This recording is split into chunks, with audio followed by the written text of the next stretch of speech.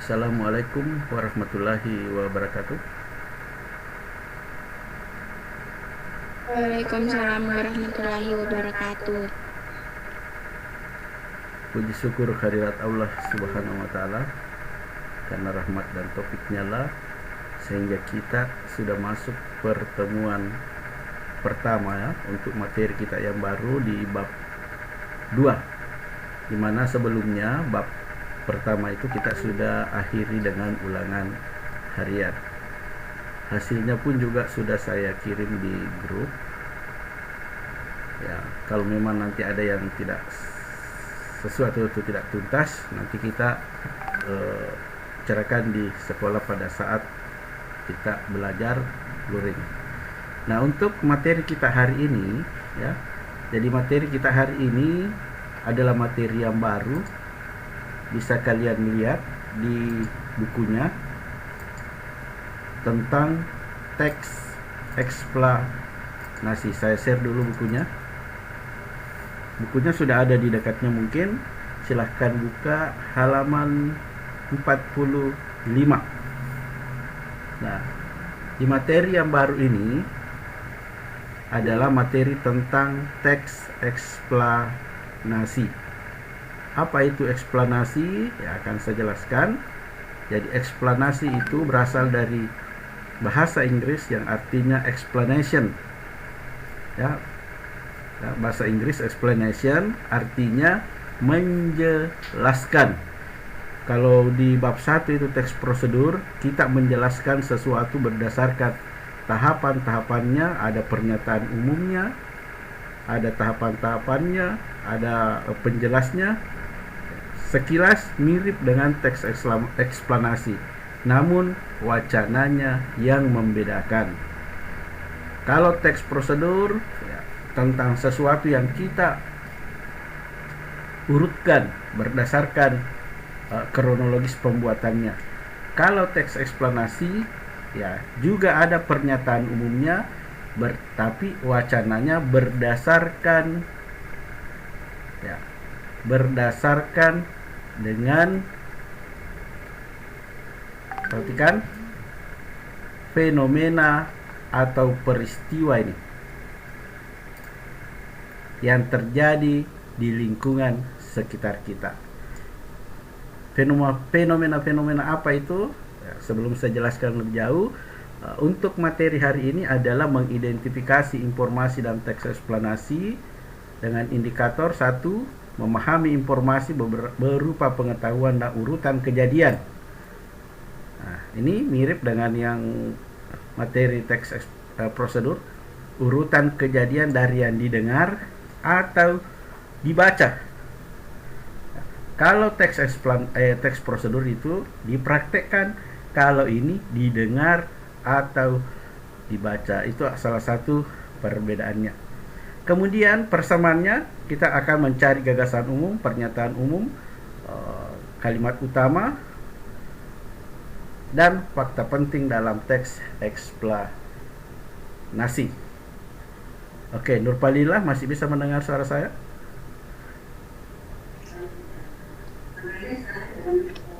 Nurpalilah masih bisa mendengar suara saya? Ya Pak. Oke, silakan dulu dibaca ini. Satu paragraf saja. Sebagai pembuka. Bisa? Yang mana Pak? Ya. Paragraf pertama yang di bawahnya kotak. Pernahkah kamu mendengar atau membaca informasi mengenai fenomena atau peristiwa yang terjadi di lingkunganmu? Fenomena atau peristiwa tersebut seperti hujan deras, gempa bumi, angin puting beliung, dan yang lainnya. Selain itu, kita sering pula mendengar peristiwa-peristiwa yang terkait dengan masalah sosial dan budaya. Misalnya seorang siswa SMA yang berhasil menjuarai lomba penelitian remaja, lomba salah satu jenis olahraga, atau siswa SMK yang berhasil menciptakan alat pendeteksi gempa bumi. Mungkin juga kamu membaca peristiwa politik dan ekonomi, misalnya tentang pemilihan kepala daerah yang dilakukan secara serentak atau tentang investasi asing yang mulai merambah ke daerah-daerah. Informasi tentang peristiwa atau fenomena tersebut disajikan dalam jenis teks eksplanasi. Ya. Sudah ada gambaran bahwa teks eksplanasi itu menceritakan tentang ya, peristiwa alam. Ini ada contohnya, gempa bumi, angin puting beliung. Kemudian masalah sosial budaya. Ini juga ada contohnya. Nah, terus materi ini saya sudah ringkaskan karena di buku itu kita langsung disuruh praktek ya. Nah, ini saya sudah rangkumkan. Sebelum kita praktek ke ini, saya akan jelaskan dulu poin-poin penting dalam teks eksplanasi sebelum kita langsung praktek di wacana ini. Ya, saya rangkum itu di Classroom. Bisa, mungkin kalian sudah lihat karena saya share sejak tadi subuh.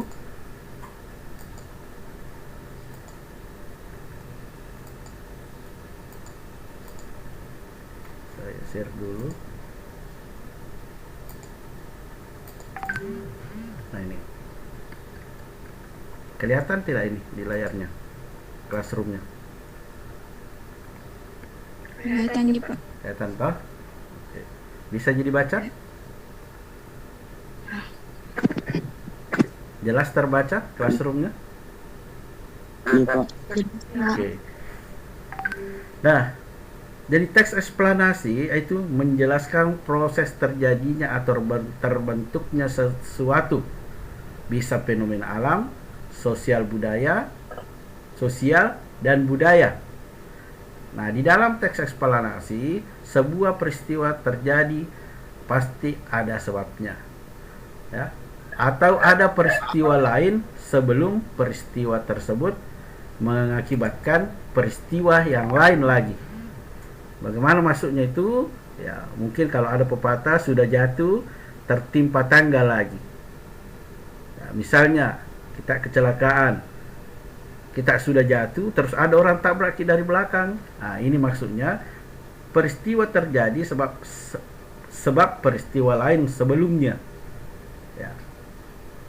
Nah, sekarang, jadi kata eksplanasi berasal dari bahasa Inggris yang berarti menjelaskan. Apa yang dijelaskan dalam teks eksplanasi bisa fenomena alam, seperti kita di sini fenomena alamnya itu banjir, apalagi angin puting beliung. Nah, itu bisa dijadikan sebuah wacana teks eksplanasi.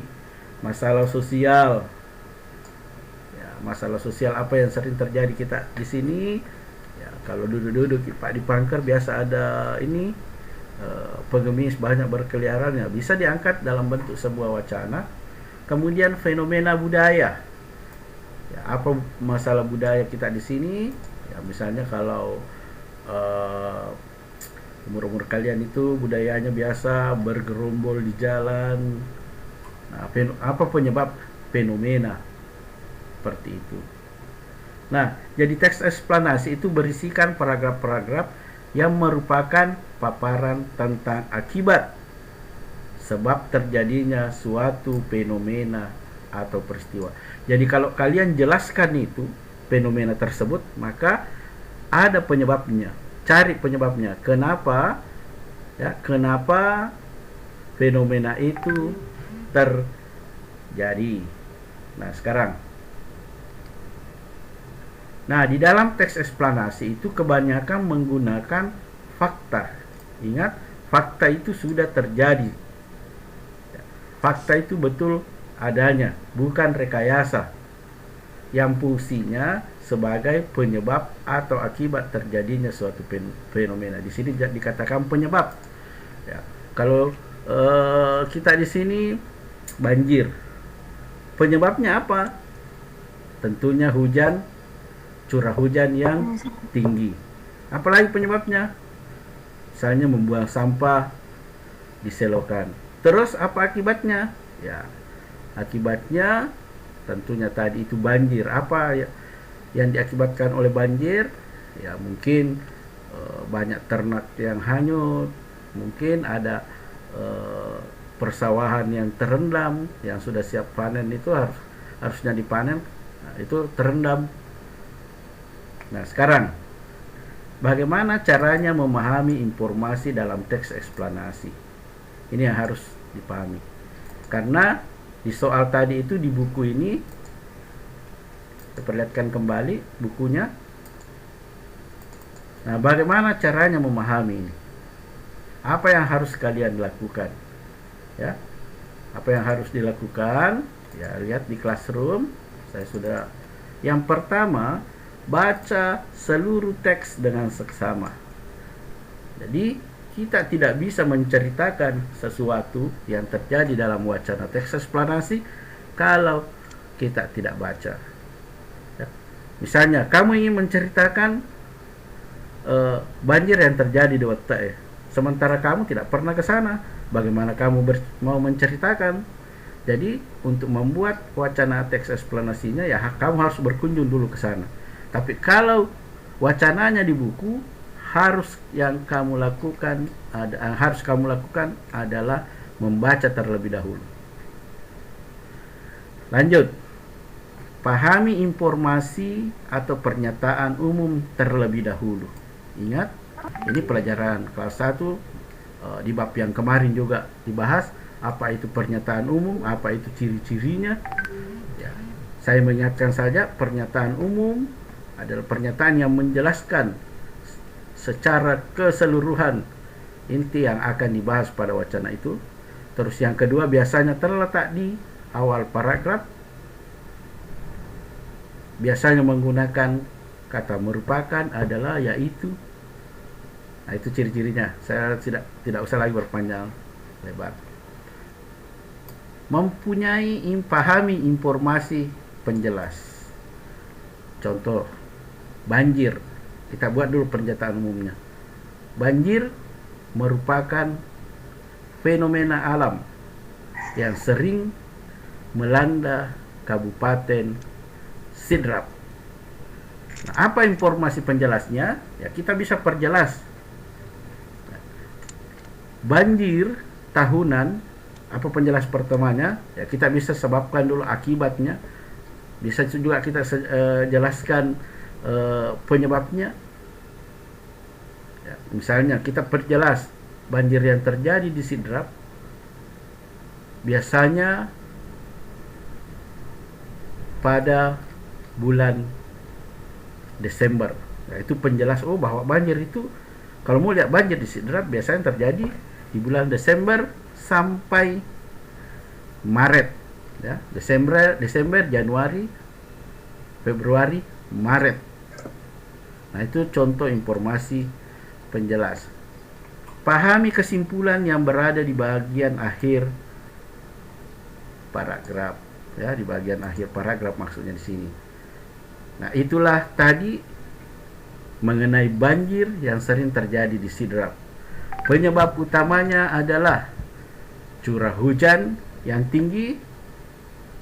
2, ya, perilaku masyarakat yang membuang sampah sembarangan. Itu contoh kesimpulannya. Tulis ulang informasi yang telah ditemukan pada wacana. Ini tidak usah disuruh menulis. Nah, ini contohnya. Nah, ini ya di buku pertanyaannya sama ini.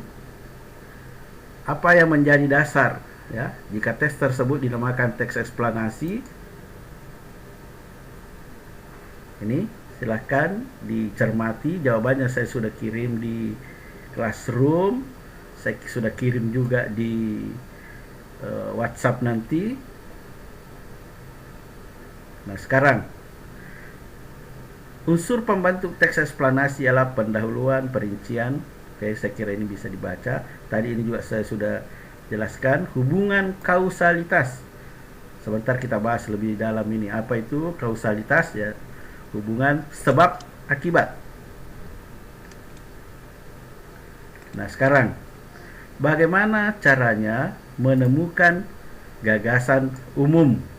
Ini gagasan umum, tadi saya sudah jelaskan, bisa disebut gagasan pokok, pernyataan umum, kalimat utama, bisa juga ide pokok ya.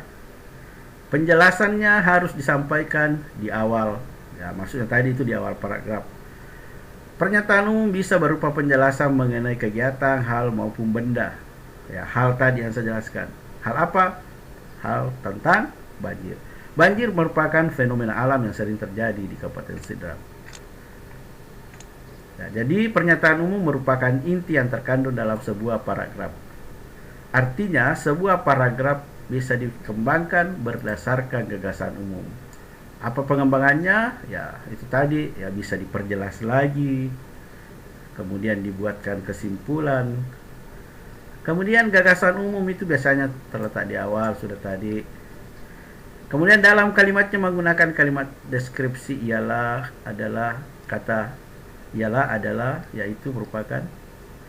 Jika gagasan umum terletak di awal paragraf, biasa disebut paragraf deduktif. Oh, ini pelajaran kelas 10 ini, semester 1.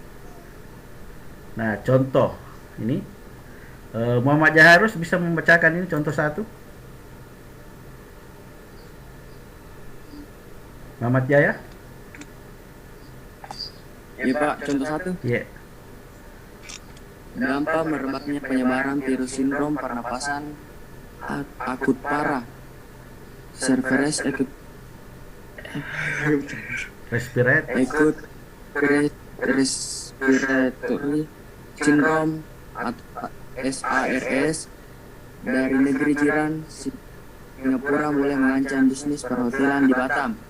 Jumlah tamu baik dari luar negeri maupun dalam negeri merosot hingga tingkat hunian di hotel Batam berkurang hingga 10%. Demikian kata Public Relation Manager Gateway Hotel Putri Garden Budi Purnomo dan kata pengusaha Novel Hotel Anas ketika dihubungi Kompas Batam. Oke. Nah, di sini kita bisa pernyataan umumnya atau gagasan umumnya, yaitu dampak merebaknya penyebaran virus SARS ya. Nah, dulu ada nama virus juga SARS, tapi SARS itu flu juga, tapi tidak separah corona yang sekarang.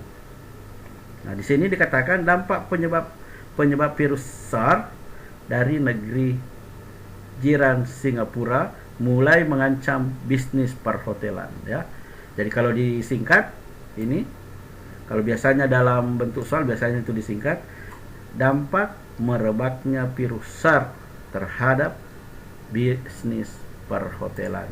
Itu kalimat utamanya atau pernyataan umumnya.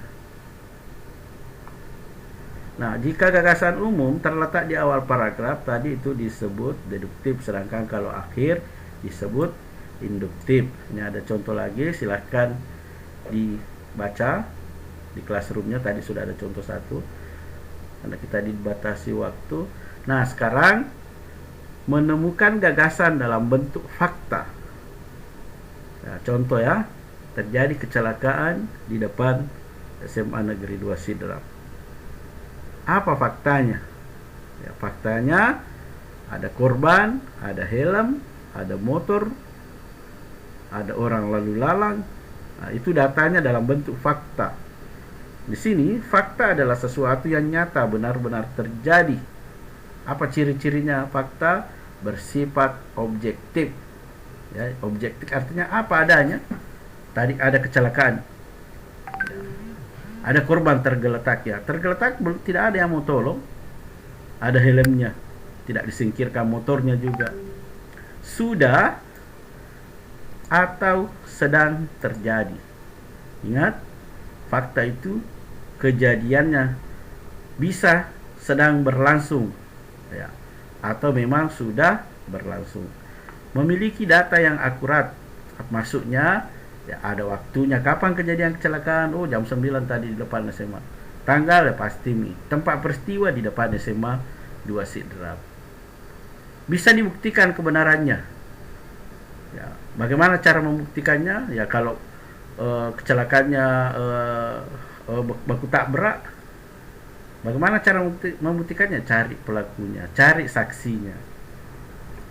Tidak memuat pendapat atau sanggahan. Maksudnya seperti ini. Tadi kamu tanya temanmu di kelas. Ya. ada kecelakaan di depan sekolah. Terus kamu tanya, jangan kebohon di situ, nah baru sangka lewat. Nah, kamu baru lewat tapi belum kejadian. Nah, itu tidak memuat pendapat atau sanggahan pribadi. Dalam teks eksplanasi, fakta-fakta dijadikan sebagai gagasan penjelas atau kalimat utama. Ini ada contohnya, silahkan dibaca juga.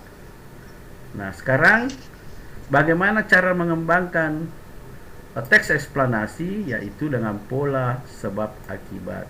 Ini cara yang pertama, kita cari penyebabnya apa dan akibatnya apa. Misalnya tadi yang kita mau kembangkan adalah banjir merupakan fenomena tahunan atau bencana alam di Sidrap yang terjadi setiap bulan Desember sampai Maret. Nah, kalau kita mau kembangkan, ya, cari ya sebabnya, cari akibatnya. Nah, itulah pola pengembangan yang disebut dengan kausalitas, sebab akibat. Nah, kalau di buku itu demonstrasi judul masa, cari penyebabnya kenapa orang mak demo di wacana itu. Terus apa akibatnya kalau berdemo. Nah, ini dijelaskan di sini. Terus bagaimana cara mengembangkan? Yang kedua adalah kronologis. Nah, contoh tadi kecelakaan yang terjadi di depan SMA 2. Bagaimana kronologisnya? Yang dimaksud dengan kronologis urutan kejadian. Makanya kalau terjadi sesuatu di sekolah, apakah itu berkelahi, apakah itu lompat pagar, ya, itu kita cari kronologisnya. Kronologis adalah urutan kejadian. Kalau kedapatan lompat pagar, cari dulu kronologisnya. Kenapa kamu lompat pagar? Diajak Kak Ida misalnya. Kemudian setelah diajak kamu kemana? Ke kantin. Setelah ke kantin, baru mendekat ke pagar. Setelah mendekat di pagar, memanjat. Setelah memanjat, dia lompat. Setelah lompat, kita ke warkop. Ya, itu yang namanya proses kronologis, urutan kejadian. Mengetahui perincian-perincian secara menyeluruh. Ya, itu yang dimaksud dengan kronologis. Kalau kita mau susun teks eksplanasinya, ya itu kita kembangkan dengan mencatat dulu kronologisnya. Tadi sudah dicatat. Bagaimana kalau kita mau jadikan sebuah wacana, ya, judulnya adalah bolos sekolah. Kita buat dulu pernyataannya. Bolos adalah atau bolos merupakan sifat atau kelakuan yang biasa dilakukan oleh peserta didik SMA 2 Sidrap. Nah, itu pernyataan umumnya. Kita perjelas seperti yang terjadi kemarin. Ya, kalau kita mau tulis tanggalnya, nah, seperti yang terjadi pada tanggal 9, tepatnya hari Rabu, bulan 9 tahun 2021, siswa yang bernama Ida Muhammad Syaputra Muhammad Jaya harus berurusan dengan guru bimbingan konseling. Nah, kita lanjutkan lagi. Ceritakan nih, berdasarkan pengakuan dari salah satu peserta didik yang bernama Ida, bolos dimulai dari ajakan temannya, dilanjutkan ke kantin. Nah, ini penjelas semua ya. Nah, saya kira kalian bisa menjelaskan itu tentang bolos. Ini ada contohnya juga di buku. Nah, ini juga nanti boleh disimak ulang. Ada contoh videonya yang seperti penjelasan saya, tapi mungkin ini lebih detail lagi. Ada di Classroom, dan akan saya kirim di grup WhatsApp. Oke, sampai di sini ada yang ingin ditanyakan? Silahkan direspon. Halo Ji Pak. Ada ya? Ya, Pak. Oke. Jadi saya ulangi kembali sebelum saya tutup. Jadi teks eksplanasi adalah teks yang menjelaskan tentang fenomena alam, masalah sosial dan budaya. Untuk mengetahui bagaimana model teks eksplanasi dalam suatu wacana, tadi yang pertama harus dilakukan adalah apa? Ada yang tahu? Kalau ingin kita mengetahui bagaimana proses teks eksplanasi dalam sebuah wacana, apa yang pertama dilakukan adalah dengan membaca. Harus kamu baca dulu wacana itu. Kalau kamu tidak baca, kamu tidak bisa tahu. Ya, ingat itu, yang pertama dilakukan adalah apa? Membaca. Ya, membaca seluruh wacana itu. Seperti ada di buku ya, baca dulu itu demonstrasi massa.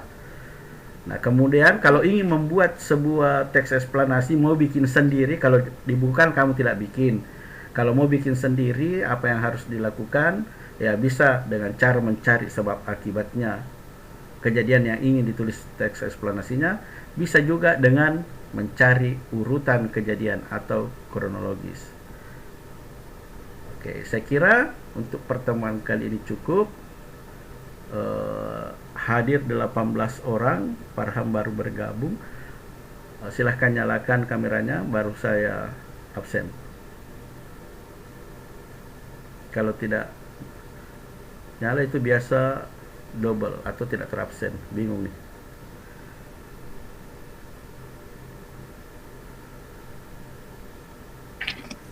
Oke, siap-siap. Meskipun masih ada yang tidak menyala, nggak apa-apa.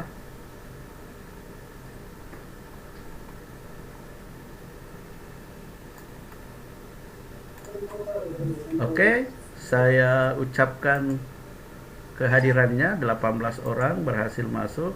Zoom bukan kewajiban, tapi kalau ingin bergabung boleh. Yang wajib adalah menyimak materi, boleh di WhatsApp, boleh di Classroom atau rekaman yang kita lakukan sekarang. Oke, dengan ucapan alhamdulillahirrabbilalamin. Ada yang tahu pertemuan keberapa ini? Ada yang tahu pertemuan keberapa? Pertemuan ke-7, Pak. Ya, betul sekali Muhammad Jaya. Oke, dengan ucapan alhamdulillahirrabbilalamin, pertemuan ke-7 saya nyatakan sudah selesai. Wassalamualaikum warahmatullahi wabarakatuh. Waalaikumsalam. Waalaikumsalam warahmatullahi wabarakatuh.